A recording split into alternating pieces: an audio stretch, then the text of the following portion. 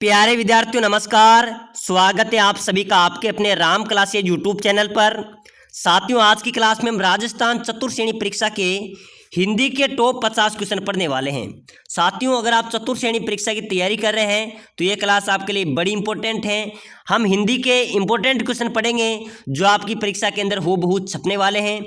ऐसे ही क्वेश्चन आपकी परीक्षा में आएंगे, बार बार रिपीट हुए और संभावित नए क्वेश्चन आज की क्लास में हम देखने वाले हैं। तो चलो मेरे प्यारे विद्यार्थियों, क्लास की शुरुआत करते हैं। अपनी क्लास का पहला क्वेश्चन है, निम्नलिखित में से हिंदी भाषा की लिपि है। बताओ मेरे प्यारे विद्यार्थियों, हिंदी भाषा की लिपि कौन सी है?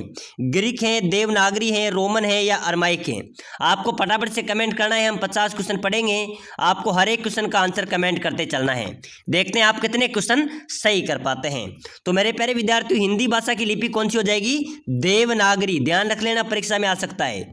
कौन सी लिपि है? देवनागरी। चलो नेक्स्ट क्वेश्चन है मेरे प्यारे विद्यार्थियों, हिंदी भाषा में बोलियों की संख्या है। बताओ मेरे प्यारे विद्यार्थियों, हिंदी भाषा में बोलियों की कितनी संख्या है? 15, 25, 18 या 22? फटाफट से जल्दी से कमेंट कर दो।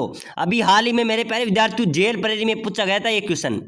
ऐसे प्रश्न परीक्षा में आते हैं। पहले सीटी के अंदर पूछा गया था 2024 के अंदर कि हिंदी भाषा में बोलियों की संख्या है, कितनी संख्या है? बिल्कुल करेक्ट हो जाएगा, 18 संख्या है। ठीक है ना, ध्यान रख लेना मेरे प्यारे विद्यार्थियों, बहुत इंपॉर्टेंट क्वेश्चन है। हिंदी के व्याकरण के बहुत शानदार क्वेश्चन है। ऐसे प्रश्न आपकी परीक्षा में आएंगे। चलो नेक्स्ट क्वेश्चन देखो, हिंदी भाषा का कौन सा रूप मानक हिंदी के रूप में स्वीकार किया गया है? बताओ मेरे प्यारे विद्यार्थियों, हिंदी भाषा का कौन सा रूप मानक हिंदी के रूप में स्वीकार किया गया है? पूर्वी हिंदी, पहाड़ी हिंदी, खड़ी बोली या पश्चिमी हिंदी? चलो बताओ कौन सी कोई इसका राइट आंसर क्या हो जाएगा? हिंदी भाषा का कौन सा रूप मानक हिंदी के रूप में स्वीकार किया गया है? खड़ी बोली। ठीक है ना, खड़ी बोली इसका राइट आंसर हो जाएगा। अगला नेक्स्ट क्वेश्चन है मेरे प्यारे विद्यार्थियों, हिंदी की उपभाषाओं की संख्या है। बिल्कुल, हिंदी में मेरे प्यारे विद्यार्थियों हिंदी की उपभाषाओं की संख्या बात करें तो 5। ठीक है ना, 5 इसका करेक्ट आंसर हो जाएगा। नेक्स्ट क्वेश्चन है मेरे प्यारे विद्यार्थियों, बहुत शानदार क्वेश्चन आ रहा है, भाषा शब्द की उत्पत्ति किस धातु से हुई है? बताइए। बिल्कुल मेरे प्यारे विद्यार्थियों, इस क्लास में से आपके चतुर्थ श्रेणी एग्जाम्स के अंदर 5 क्वेश्चन तो कन्फर्म मिलने वाले हैं। ठीक है ना, 5 क्वेश्चन तो कन्फर्म मिलने वाले हैं। ये ऐसी क्लास रहने वाली हैं क्योंकि हम इसके मोस्ट इंपॉर्टेंट क्वेश्चन बता रहे हैं जो लगातार 10 वर्षों से हर एग्जाम्स के अंदर पूछे गए जो क्वेश्चन है ना, वही क्वेश्चन मैं आपके लिए लेके आया हूँ। तो बताइए, भाषा शब्द की उत्पत्ति किस धातु से हुई है? बासे, भाषा, भाषा, बताओ। बिल्कुल इसका क्या हो जाएगा? सी करेक्ट आंसर हो जाएगा। ठीक है ना, सी इसका करेक्ट आंसर हो जाएगा। इससे भाषा शब्द की उत्पत्ति हुई है। ठीक है ना, तो भाषा शब्द की उत्पत्ति किस धातु से हुई है? इसका सी करेक्ट आंसर हो जाएगा। ठीक है ना, चलो नेक्स्ट क्वेश्चन देखो, निम्नलिखित में से कौन सा भाषा का अंग नहीं है? बताओ मेरे प्यारे विद्यार्थियों, शब्द, वाक्य, ध्वनि, लेख नहीं है, ये भाषा का अंग नहीं है मेरे प्यारे विद्यार्थियों। तो निम्नलिखित में से कौन भाषा का अंग नहीं है? लेख नहीं है, लेख अलग है। ठीक है ना, तो इसका डी करेक्ट आंसर हो जाएगा। चलो नेक्स्ट क्वेश्चन है, भाषा की मूलभूत इकाई कौन सी है? बताओ मेरे प्यारे विद्यार्थियों, बहुत शानदार क्वेश्चन है, आपको फटाफट से जल्दी से कमेंट करते चलना है। भाषा की मूलभूत इकाई कौन सी हो जाएगी? शब्द, ध्वनि, चिन्ह, भाव या वाक्य? चलो आपको फटाफट से कमेंट करना है। आपको हर एक क्वेश्चन का आंसर कमेंट करना है, तो कमेंट करते आगे बढ़ेंगे जब भी क्लास को आगे बढ़ाएंगे। ठीक है ना, तो बताओ भाषा की मूलभूत इकाई क्या हो जाएगी मेरे प्यारे विद्यार्थियों? बिल्कुल भाषा की मूलभूत इकाई है ध्वनि, ध्वनि चिन्ह। ठीक है ना, बिल्कुल इसका बी करेक्ट आंसर आपका हो जाएगा। नेक्स्ट क्वेश्चन है मेरे प्यारे विद्यार्थियों, भाषा का निर्माण किसके सहयोग से होता है? शब्द, विचार, ध्वनि, चिन्ह या वाक्य? तो मेरे प्यारे विद्यार्थियों बताओ, भाषा का निर्माण किसके संयोग से होता है? बताओ फटाफट से जल्दी से कमेंट करो। किसके निर्माण से जो भाषा का निर्माण है का संयोग किससे होता है? ध्वनि चिन्ह से। ठीक है ना, भाषा का निर्माण किसके सहयोग से होता है? ध्वनि चिन्ह के सहयोग से। चलो नेक्स्ट क्वेश्चन है मेरे प्यारे विद्यार्थियों, आधुनिक भारतीय भाषाओं का विकास किस भाषा से हुआ? आधुनिक भारतीय भाषाओं का विकास किस भाषा से हुआ है? प्राकृत, अपभ्रंश, शौरसेनी या मगधी? बताओ मेरे प्यारे विद्यार्थियों, आधुनिक भारतीय भाषाओं का जो विकास है वो किस भाषा से हुआ है? वो अपभ्रंश भाषा से हुआ है।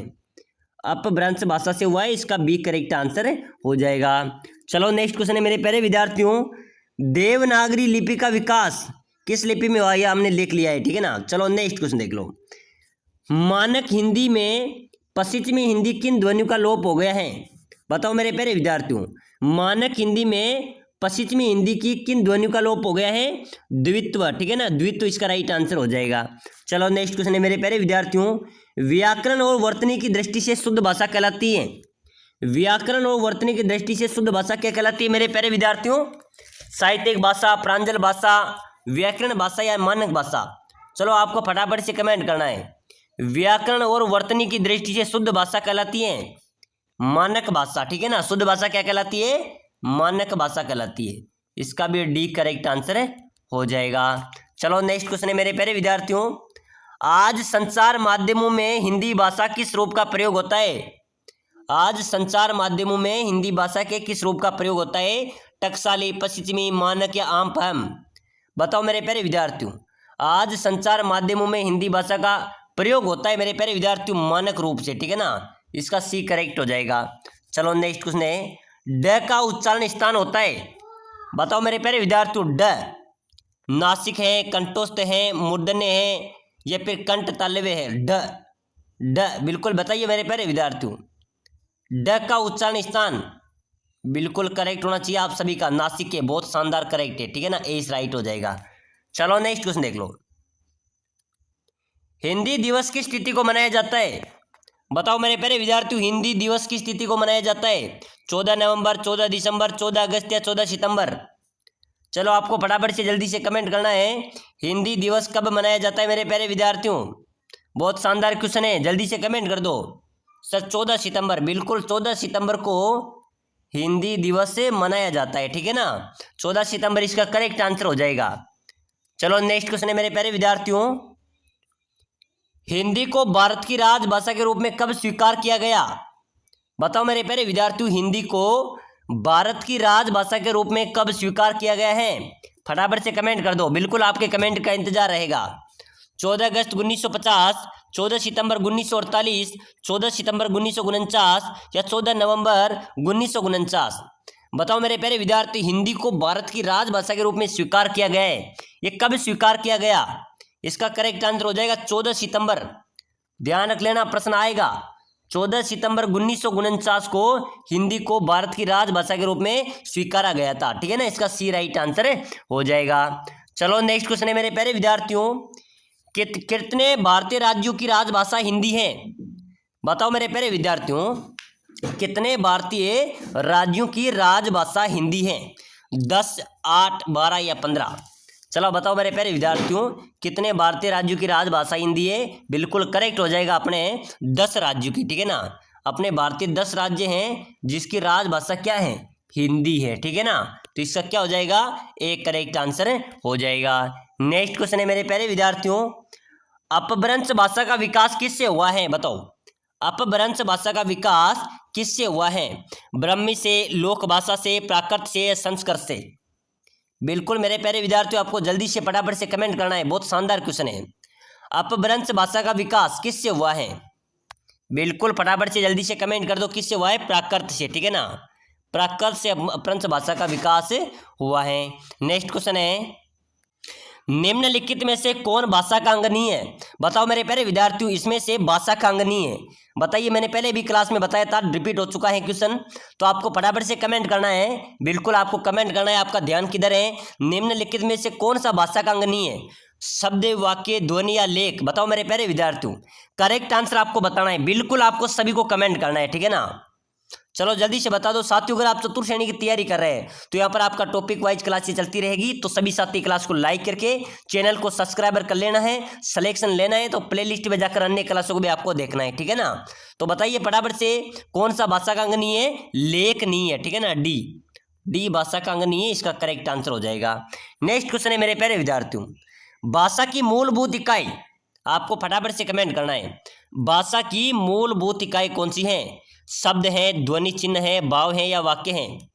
तो मेरे प्यारे विद्यार्थियों, भाषा की एक मूलभूत इकाई होती है, वो होती है ध्वनि चिन्ह। क्या होती है? ध्वनि चिन्ह भाषा की मूलभूत इकाई होती है। इसका भी बी करेक्ट आंसर हो जाएगा।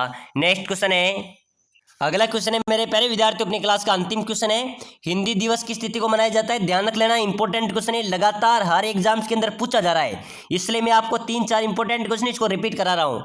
हिंदी दिवस किस तिथि को मनाया जाता है? ध्यान रख लेना, 14 सितंबर को, ठीक है ना। 14 सितंबर को हिंदी दिवस मनाया जाता है। और ये क्वेश्चन आपके चतुर्थ श्रेणी परीक्षा के अंदर जरूर पूछा जाएगा। तो मेरे प्यारे विद्यार्थियों, इसका भी डी करेक्ट आंसर हो जाएगा। तो चलो मेरे प्यारे विद्यार्थियों, मिलते हैं अगली नेक्स्ट क्लास के अंदर। देखते हैं आपने इस क्लास में कितने क्वेश्चन सही किए हैं। और चतुर्थ श्रेणी परीक्षा के लिए क्लास को लाइक शेयर सब्सक्राइबर जरूर करें।